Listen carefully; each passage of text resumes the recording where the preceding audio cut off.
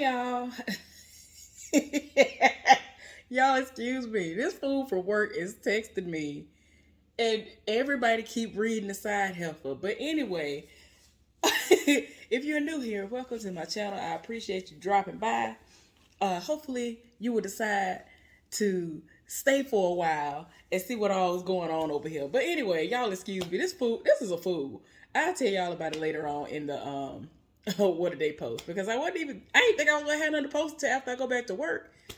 So anyway, welcome to my channel. Hey y'all, this is AL Thick Madame and Cinnamon Sugar. Y'all, I took the braids out. I have done absolutely nothing to it, and I'm trying to hype myself up to wash it and to do a test for what I might do to my hair. So over the course of the next 3 to 5 days, like y'all might see what I want to do to my hair, but I don't know yet.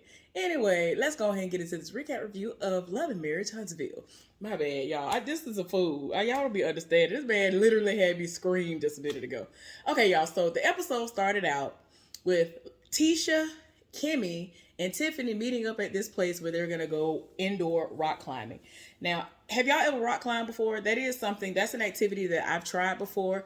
I've gotten like 25% of the way up a wall before, and I was heavy and somewhat athletic at the time because I was into basketball, and people would always, pick me to be on their teams whenever we did stuff at school. Like, even though I was on the big side, I was still out there. I was still getting down with the best of them.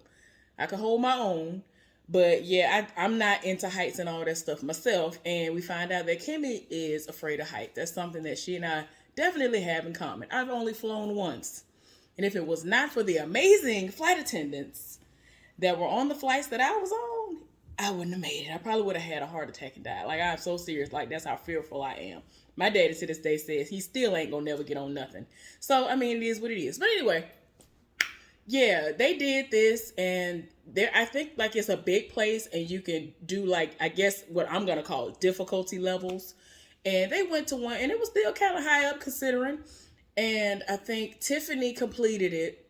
Kimmy went up like a really, really good amount of the way, like maybe 75% or more of the way. And I think Tisha went up like a little bit, maybe 25% of the way of that. And so after it was over with, instead of them just doing what they tell you to do in order to release yourself, because even back when I did it, they said all you got to do is just lean back and just let you drop or whatever, and it kind of just releases you, and it's not like a death drop, if you will, but neither one of them was here for it. They was like, nah, I'm good, and they went backwards and climbed back down. And I was like, y'all really done went off, and even when Kimmy was almost to the ground, she was like, no, I'm good. And that man, it was like, oh, you can lean back from right there. She was like, no. So anyway, like, after it was over with, like, they didn't understand the extreme level of fear it is for her. Like, for her, she's like, when I tell y'all, a lot of the stuff that Kimmy exhibits is me. It's like mirroring me. Things that I've experienced and the way that I have experienced it. Like, when she was done, that's the way I've been. I'll be done with something that I was fearful of, and it's like, I was like, ooh, let me be a thug about it. I'm going to be a G, and I'll just get through it. I've conquered it in a sense. And when I'm done, it's like, oh, now the emotions are coming out. Like, wow. Like, she really was shaking and crying a little bit. So anyway, all of this was an elaborate ruse for Tisha to get everybody together to see if they were on board for a couples retreat. Everybody want to go on a couples retreat, but they're going to have to get their husbands on board. So that's going to be the tough part. So they're going to have to go home and persuade their husbands. Tisha feels like it's going to be easy as long as she's like, oh, well, your brother going. Because whenever they have moments where they linking up, it's easier to get a yes out of him when he know his brother going to be there. Now, whether Tiffany realizes it or not, it was going to be easy to get her husband to say yes, because he is in this space where he's like, we ain't getting what we need to get, and maybe he'll be able to help us. Let's see if it works. So hopefully she never thought that was going to be a hard task for her. So anyway, moving right along, we end up seeing Melody at the house, and her mama is over there, and she has some looks that she wants her mama to kind of let her know, like, okay, everybody is messaging me like crazy. Dang, something. What's going on with Roxanne? My friend just messaged me something, and she said it has her in tears. Something about Roxanne. Y'all know what is it called? It's for Rocks. Please don't tell me. I'm scared. Anyway, let me just not even. I'm not even gonna look at that until after I've done both of these recap reviews because I'm scared. She'd have put the link and everything for her to be crying because my friend is a thug for real. Like she don't cry. I'm like, oh God, what is going on? Let me calm down. Let me get back to the recap review because I feel like it's gonna be a lot. So anyway, Melody is at the house. Her mama is there, and she has some looks because she is going to be co-hosting the opening of a brand new amphitheater that they have in the city of Huntsville. And she's going to be co-hosting with this gospel artist. And it's pretty big for her to be somebody who's going to co-host. For all the people that are there are a lot of people who they could have brought in, but they actually asked her. I think that's dope. And, that should be something that is going to generate a lot of revenue for their city. They have a lot of big things that they try to have going on down there. So, I mean, it is what it is. So, anyway, her mama was talking to her, wanted to know what was going on with her and if she's okay, because this is going to be one of those weeks where her children are not with her. Of course, she's going to miss the fact that her kids aren't going to be there, but she and her ex do not speak like that. She says she hasn't talked to him in a long time. Whenever people ask him about the communication between the two of them, he says she won't answer messages and all of that. So it just is what it is. So now moving on down the road just a little bit longer, a little bit further. Let's see who's up next. I don't know why this acting crazy. Oh, okay. So we end up seeing Lewis and Martell link up. Martell was like, let me stop by the compound, which is the business that Lewis and his wife, or at least Lewis, owns, and check on him, because y'all remember when the gas trip happened, he ended up leaving out early because there was an emergency. And the emergency was that one of his family members had passed away. And he was like, he felt like everything that needed to be done on the gas trip happened. So let me go on ahead and head back to the house and, get prepared and all this other stuff and be with my folks. So, he did what he needed to do. Martell said he came by to check on him and see if everything was okay, because he didn't even know what the family emergency was. Like, nobody knew. And so he was like, yeah, which side? He was like, yeah, it was my side and all this other stuff, but, I'm good. Well, he was like, well, I might need to go ahead and throw around a couple of balls myself, because, I be stressed out. And so this is when Lewis wanted to know, like, about the communication, like I just said. He was like, I'll send her, like, I have receipts. I'll send her like 1,000 emails, because, she's not answering the phone according to him. She don't answer text messages. So he's resorted to doing emails. And he's talking about he has all these emails that have been sent. She don't respond. And it just is what it is. So it's like he's talking to himself. And so, he was just like, y'all gonna have to figure something out, because, it's for the betterment of the kids. But right now, it's not where it needs to be. And he was talking about, well, I miss my marriage. And so y'all already know production got to be shady with the background music and the noises and things. And he was like, to straighten out what he was saying, he liked being married. He liked the dynamic of being married. And we already know that Melody was the backbone and a lot more to that marriage. As y'all already saw how that whole situation went down and why Uncle Sam got upset. Had Melody had something to do with it, she would have said something about him, probably would have got the mama, her mother-in-law, to come and some more. So, you know what I'm saying? I don't even think any of the guys would have been even invited up there. It would have just strictly been family members that would have been up there. So I'm just saying, like, it probably would have been a different dynamic had she been the one who was leading the charge. So they're talking about all these things, wanting to know what's all going on with him. Not understanding why he's so frustrated. And Lewis just keeps on talking about how he's so frustrated about not having the amount of sex that he's having and all of this. And it's just a lot. Martell keeps saying that Melody has this dark heart. And I'm like, what is really going on? Like, Is that the case? Because he keeps saying it so often. Why isn't he saying these exact words?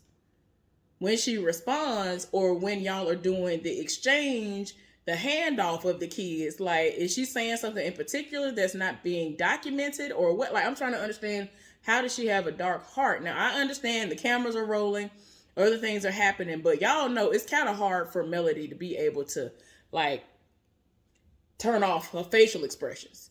So we can usually see, even if she's smiling, we can see, like, she looking like, all right now, with the smile, we can already tell. So, yeah. Even though they aren't like the best of friends, haven't known each other like that for long, Lou is trying to, drop a couple of gems. Just, again, it's just something that y'all have to do in order to maintain that contact so that the kids can be good. As long as the kids are good, y'all need to get on better footing. I don't know what they're going to have to do to do that, but they need to do it. Now, like I've already mentioned before, we've seen that they recently were on a family trip together, and people might have been trying to speculate that they were getting back together, because it's like, how you on the TV screen talking about, I'm done with this man, we've gotten a divorce, and now you on vacation with him, you don't answer text messages and all this stuff, but you on vacation with him. But to me, when I saw it, all it looked like was, it might have been a moment where the kids were going to, be out of school for the summertime, and it's her week or so to have the kids, and she explained to him that they were going to be out of the city, wherever they have gone, and, he was like, oh, okay, is it okay if I drop through? Or the kids might have asked if he can come through, and he showed up, and they were cooking breakfast and all this other stuff. You know what I'm saying? Somebody was cooking breakfast, and then something went off in the kitchen. Her mama was there. And I think that, like, whenever Melody might be going out and doing certain things to brand herself, to further her branding and all of that, her mama was there as a way to kind of help babysit and all that stuff. So, yeah, I don't think it's nothing to really read into. Until I see something official, I'm not going to believe they back together, because for what she's shown, she ain't here for him like that no more. Like, no matter what it started out as when they were young, she's older and she's tired. So it is what it is. So anyway, we end up seeing the beginning of the ladies trying to get their men on board with going on this couples retreat. Maurice off rip was just like, nah. Like, I don't understand. I feel like this is going to be a situation where we got to take on other people's problems. I don't see the point of this. What is we doing this for? And so she was like, well, I think it would be a great idea. And when you went to him initially, to Dr. Francis, we were finally able to go on our trip. We finally went on our honeymoon. And so he was like, I went to him. It was great. It was a great situation. I'm healed. And so Kimmy was even looking at him like, now, sir, like, you had to calm down. But he ain't really here for it. And she was just like, okay, so what can I do to kind of convince you for us to be able to go? He eventually talking about, if I go, he was like, I'm going to go for you. But if I do go, we need to have sex twice a day. And she was like, I will commit to once a day. He was like, no, twice a day. I see you're one, and I'm, raising you one. And she was just like, what? Like, I'm not doing that. Like, come on. It just is what it is. And she's just like, I don't understand. You sit up here and you act like you don't be getting sex. She was like, even right now, like, we can have sex right now in the morning, and then you'll come and pull at my pants, trying to pull my clothes down at 10 at night, and I ain't in the mood. And so don't try to act like you ain't getting sex. I don't know. Some of these people, like, this is what I need to say about this. This is what I want to say / need to say. There are people out here who love to say, well, you was getting a certain level of sex and all of this stuff before you got married if you are into premarital sex, okay? Now, there are people who do be busting it wide up, telling bring it back, doing all these tricks and all these other things in order to get a ring, and then when they get married, they don't get a man nothing. I know people personally who are like that. I know a dude right now who was married, who was a virgin, before he got with his wife. The wife did the absolute most, did all sorts of acrobatics and things that blew this man's mind. He proposed to her, they got married, they've been married for like 10 years. The sex is not there like that no more. She don't be doing nothing. She always says she ain't in the mood. She don't be wanting to do nothing. And I'm like, girl, you're younger than me. You're younger than me. You haven't even reached your sexual peak yet. But you over here denying this man. Now he out here, he be out here. I know he be out here cheating whether he want to accept it or admit it or not. He has cheated in the past. He told me he's trying not to go there again. And I keep telling him, I keep telling him, like, you either need to continue to bring it up to her and tell her that this is something that you want to address and you want to get back to the way it was, or to some level to where you are comfortable with, because he really loves sex. She won't be receptive to nothing. And I'm like, what in the world? And no, I'm not trying to take nobody's side because it's somebody that I'm cool with. I'm just saying that I feel like if you are exposing somebody to this, don't sit up there and say, oh, I got the ring now. It's time for me to just, go into retirement. Because that's what some of these people do. They even have songs where people have said this. I'm talking about before I was even born type of songs. Millie Jackson got a song talking about how she is a side chick and she going with a married man. And a lot of the time, these women have a tendency to take advantage of the men that they with because they paying all these bills and they doing all of this. But they did the most before they got them. Then when they got married to them, they was just like, well, I'm not doing it. And then they go out here and create families down the street and around the corner, across town and all of that. And then back then they was dealing with it and was just fine with it and knew what it was. And they was like, well, at least I ain't got to do it. I don't understand. Like, I don't be understanding. Like, is this just a situation where y'all just are with people who are trash at, performing certain sexual acts or something? I'm being serious. Like, let me cover this up.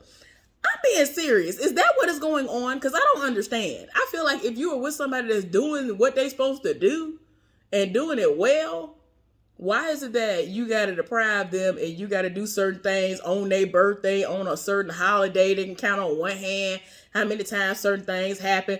When I was with my ex, I was busting it wide open, telling him bring it back. Anytime my menstrual cycle wasn't on, it was happening. Sometimes several times a day. And I have gone to work that day. Keep in mind, it was at least 8 to 10 hours that I hadn't seen him because I left the house. Let's just round it up to 12 because I got to get ready for work and still come home from work.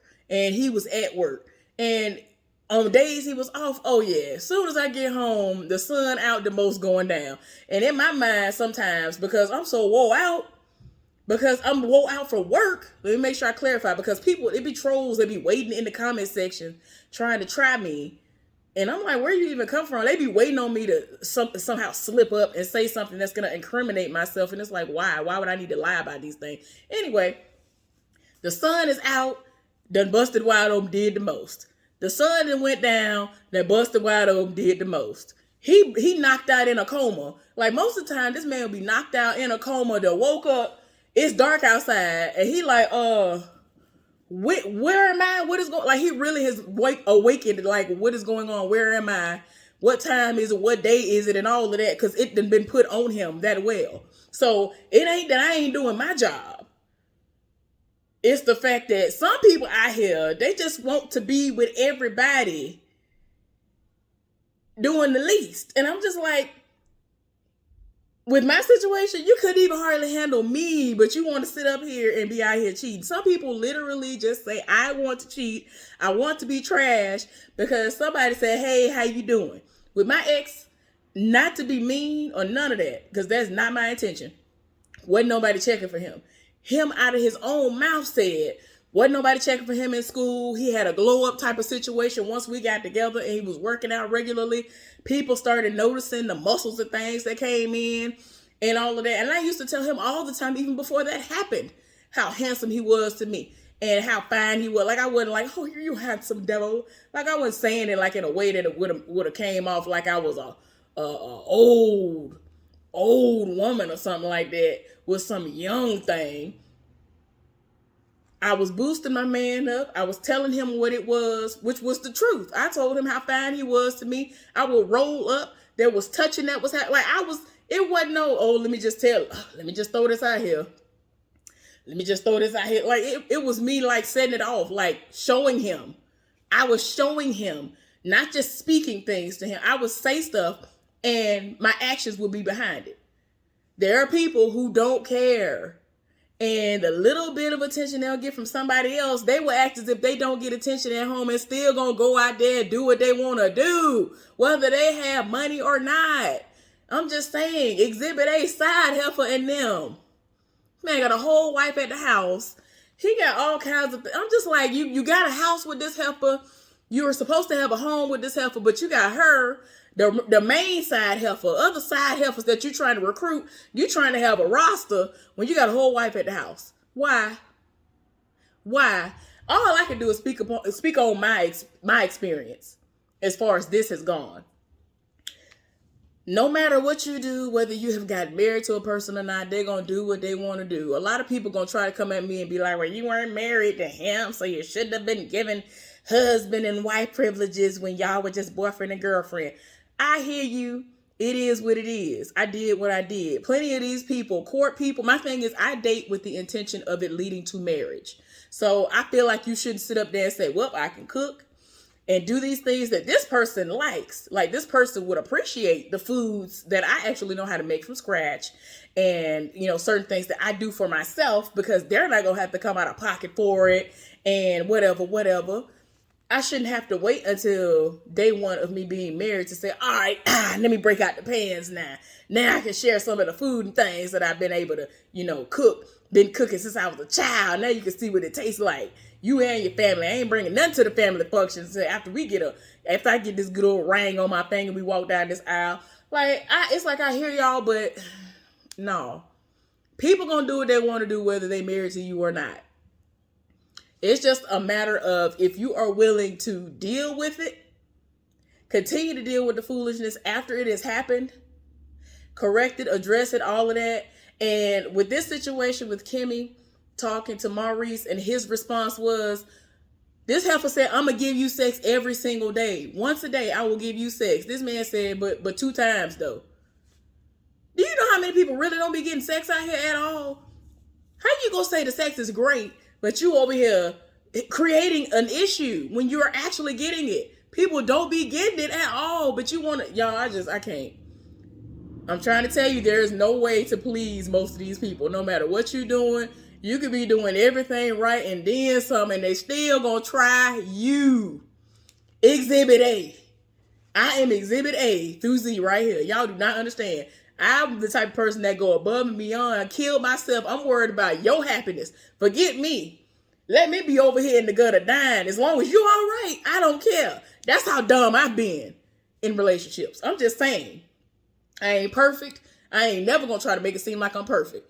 I'm just saying. That's how I was. I wanted to make sure everything was the way it needed to be. But some people, like I said, are gonna do what they want to do. My bad. So anyway, essentially, he said he gonna go. But he was kind of, everybody just be looking like, okay, when it comes to the Whitlows coming, we gonna get there. But yeah, like I said, he said he gonna go. Let me fast forward. She looking at him sideways because, like I said, he be doing the most.